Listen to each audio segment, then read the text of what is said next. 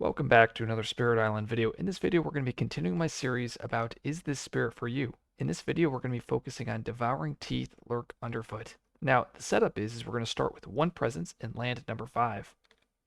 The playstyle is the spirit loves being in the same lands as invaders, so it can use range 0 offensive and defensive powers. The innate power gives some presence mobility if needed. The spirit has a poor plays track and expensive unique powers. It is better suited for handling larger threats than smaller ones. Looking at the starting summary, you're a very high offensive spirit, a little bit of control, less fear, less defense, and almost no utility. And that is shown across your cards here. We have Marked Territory, which is going to give us a little bit of Dahan movement, some fear, and then, of course, a massive Defend 9. We then have Ferocious Rampage, which is a pure damage power. Herd Towards the Lurking Maw, which is a control card that allows us to move invaders. And finally, Gift of Furious Might, which is going to give another spirit plus 3 damage. And I think they're considering this an offensive card. I would put it more towards utility.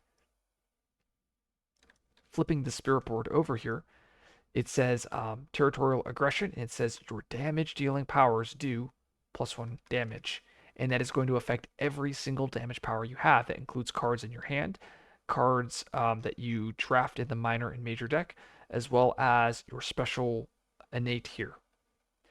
Looking at your growth pattern, you are a 1-1-1, and that is just meaning that you're always placing presence on any growth option you choose, which means you're going to be growing very consistently, but you're not going to feel these growth spikes that you may feel with other spirits.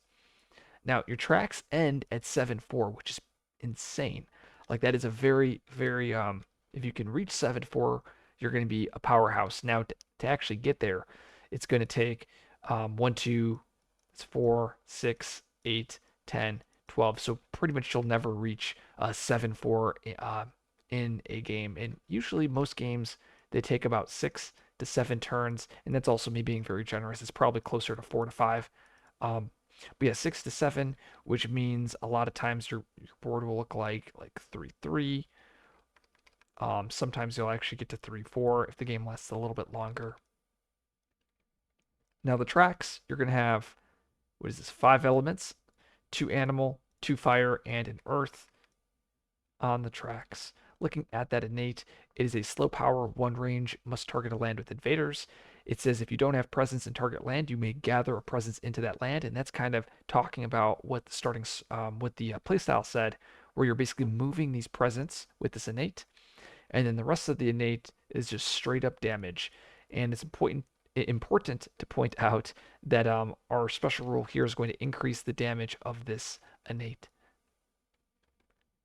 So, as I mentioned in the previous videos, so Eyes Watch, that's the defensive spirit. That spirit is a little bit above the power curve. Devouring Teeth is a little bit below.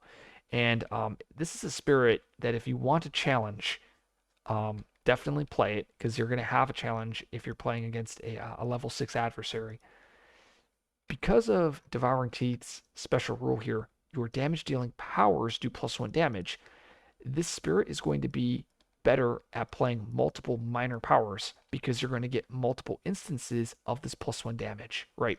If you play 3 damage dealing powers, you're going to get essentially +3 damage, +1 across all 3 of those powers. Now, if you're only playing 2 powers, you're only going to be getting +2.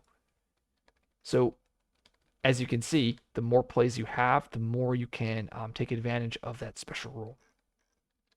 In addition, a lot of major powers, they do exactly enough damage to clear lands. So the extra +1 damage I find tends to not be needed on major powers.